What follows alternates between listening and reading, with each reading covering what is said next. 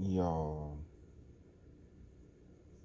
what was I thinking about when it came to thanking y'all for tuning in to the I Walk for Miles Inside this podcast? Nah, really, I appreciate you tuning in. We ain't really have to, but man, look, what a week, bro. It ain't stopped. At this point,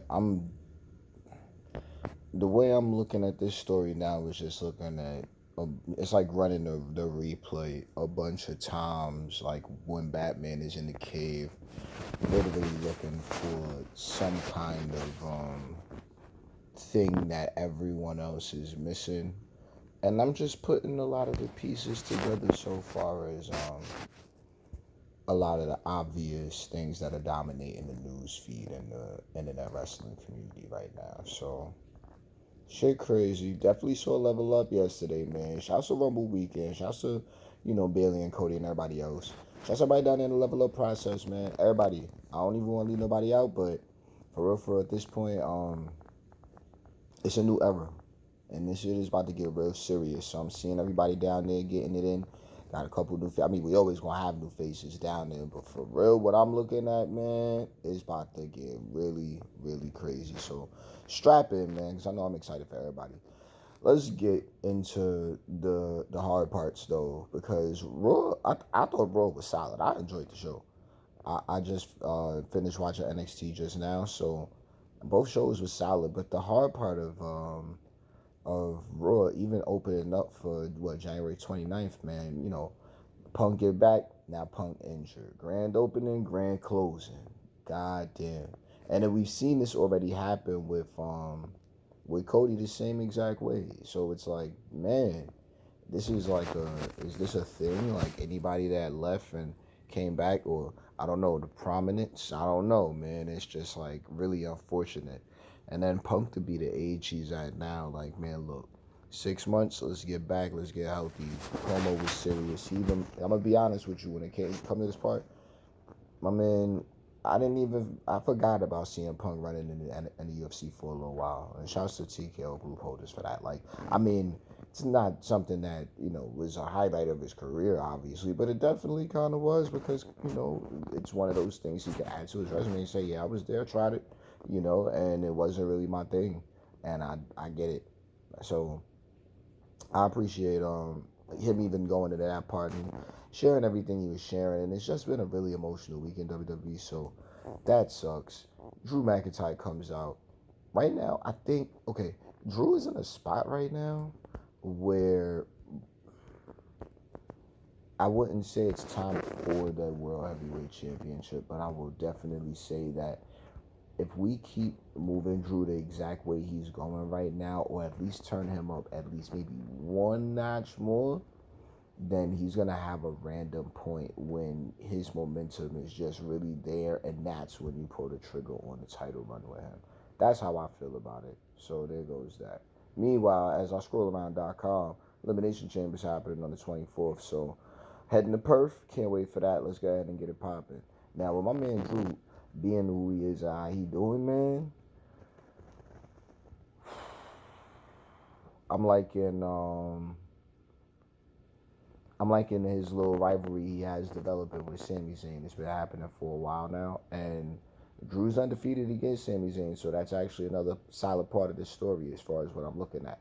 I'm liking I'm liking Sami Zayn building the momentum now, because everything everyone's looking at as far as what's changing and what they don't like and the issue they might have with the situations. Oh, no. Everyone's forgetting that these matches are put together differently now. So the combat is different, the characters are different. I've already seen what Drew and Sammy have to offer, so I'm completely comfortable with those two going at it. And I mean, now it's a story because everybody wants to, eventually they're gonna want to see Sammy win. You know what I mean? Because it's modern day David and Goliath right now. And it actually fits because Sammy's not the smallest guy in the world neither. But either way, um, good segment all around with those three. I appreciate character development in those spaces. What we got after that? Judgment Day DIY tag title match. All right, so DIY is solid, obviously. Judgment Day, obviously solid. I'm hearing talks of wanting to split them. Kind of see some of the things on TV. I don't know. I'm gonna just let that be a thing because Judgment Day is so high up on the card right now and on the roster in general. Excuse me. So when it needs to be time for some character development, we'll get back to it. But right now, it looks like they're telling a clear story. So let's just see what comes from that moving forward. Um, DIY, yo man, look, it was a great match. It was a great match, and the only reason why it was a great match is because both teams was solid and they all had good chemistry together. So DIY was part of that. They played half that role, so shouts to them for that. Judgment Day laid siege to Awesome Truth. Yeah, this whole confusion thing with Judgment Day. So I mean, he's telling their story, so I'm gonna let them tell their story. Shayna Baszler, Zoe Stark, Chelsea Green, Piper Niven. All right. Did I get to see that match? I do not recall, but Shayna Baszler and Zoe Stark picked up the victory that they should have had. All right. Let's move things forward before we get into this whole thing with Seth and Cody. Now, Jey Uso, Bronson Reed picked up a victory. Okay, like it keeps Jey looking strong. Jey, I mean, he's already a strong character, but not to really put him on that put him on that list. Like Bronson Reed has some solid momentum. Things have changed so much. What happened in that promo a couple of weeks ago talking about, oh yeah, somebody got a championship, don't even know they're about to lose it yet. Was he talking about stuff about to injure himself? I don't even know what to make of it. But for right now, Bronson Reed taking the L to Jey Uso makes sense. That's fine. Jey Uso overall going up. 2K24 dropping soon, so make that happen. Um, Gunther versus Kofi Kingston. Gunther won, of course, greatest intercontinental champion of all time and the longest reigning too. So wasn't going to be no question and second guesses on that one. I'm not mad at it. Who we looking at after this? Kabuki Warriors and Tegan Nox and Natty. I didn't get to see that match. Sounds good though. I mean, Tegan Nox and Natty, they got their own little thing going on in the Rumble, so we're gonna see what happens as far as more development after that.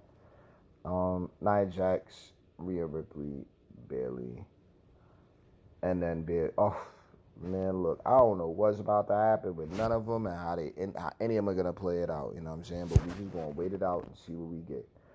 Nia Jax, like I said, she's arrived, so she's on deck, and we're gonna see how far it goes. Drew McIntyre, Sami Zayn, the main event, good. It was a good match. Drew McIntyre picked up the victory off some shenanigans at the very end, and Sami Zayn is picking up momentum. So slowly and surely, he's getting his number. I'm excited to see what they get. We're gonna let Cody think about this whole thing with him and Seth. Not really too sure what direction he should go in as far as all of that goes, but from what I'm looking at.